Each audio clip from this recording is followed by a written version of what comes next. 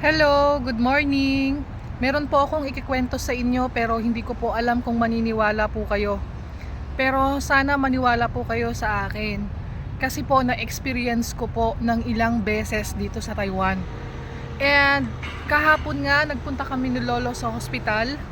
And then nakakatatlong MRT kasi kami bago kami makarating ng bahay and bago kami makarating ng hospital. And then kahapon ang nangyari ganito.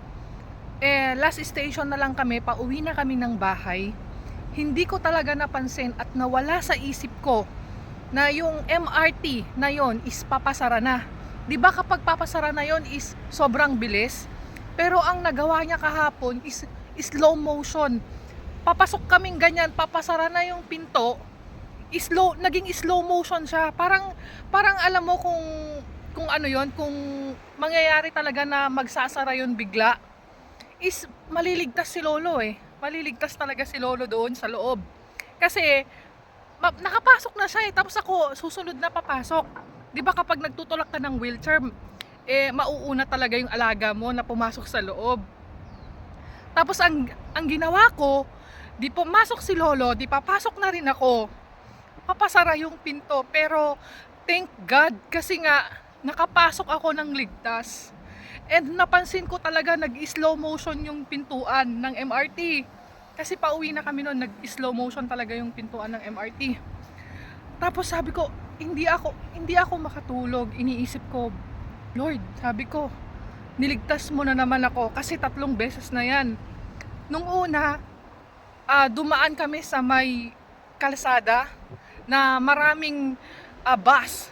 Tapos nagagalit yung driver ng bus kasi nga nasa gitna kami eh. Nasa gilid kami. Talagang konting-konti na lang. Ganyan na lang ang space oh. Talagang may mangyayari na sa amin ni Lolo. Tapos dito sa part na to, dito, memorable sa akin. Nung malakas pa si Lolo, eto, kasi matigas ang ulo ni Lolo eh. Eto, tinanggal niya yung ano dito, yung control niya, eto. Tapos, napunta siya sa gitna. Tapos may sasakyan doon. Hinabol ko si Lolo, muntik na naman ako.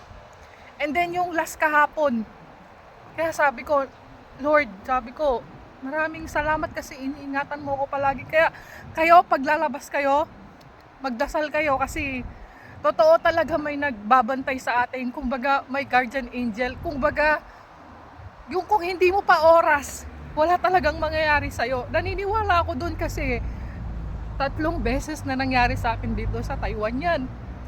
So, naiiyak ako kasi, alam mo yon, yung 3 beses na niligtas ni Lord yung buhay ko. And siguro sabi niya, wag muna. Kasi marami ka pang gagawin dito sa lupa. Parang ganon.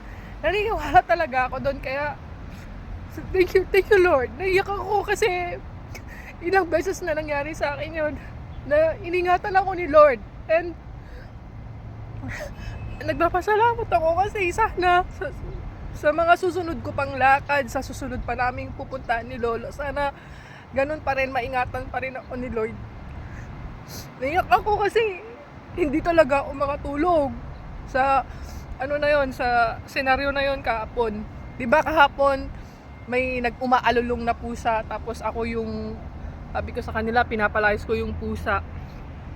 Pero sabi ko, hindi naman siguro. Hindi, kasi paalis na kami kahapon eh. Pero hindi naman siguro. Basta ganun. Ang bilis ng pangyayari. Pero kahapon, biglang bumagal. 'Di ba kapag bibilis kapag may nangyari, bibilis yung oras. Pero yung nangyari kahapon talaga, sobrang slow motion. Daahan-daahan na nagsara yung pinto. Pero kung kung nasa pool ako, siguro hati yung katawan ko. Kaya, grabe talaga. Grabe yung pag-iingat ni Lord. Thank you Lord, I love you Lord. Yun lang, iyak ako.